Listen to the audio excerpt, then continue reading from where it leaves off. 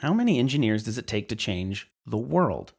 A lot needs to change, and fast, to limit global warming to 1.5 degrees and build a safe, sustainable, and resilient future for all. Are engineers ready for the challenge? I'm Seth Schultz, and these are just some of the questions we're exploring in ICE's Brunel International Lecture Series. 21st Century Leadership is Partnership. Engineers have played a critical role throughout history. They have used their skills to build civilization and solve humanity's problems, from water management to transport and everything in between. Fast forward to our complex, interconnected world where critical infrastructure systems underpin everything we depend on.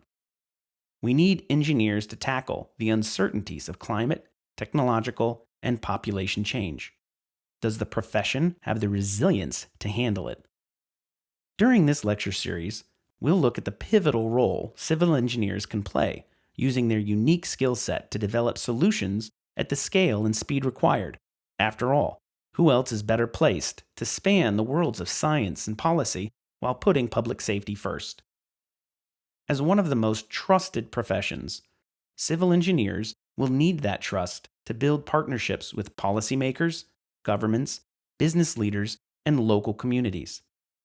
Transformative change needs engineers at its heart, but with so much to be done in every part of the world, are there enough to deliver what we need?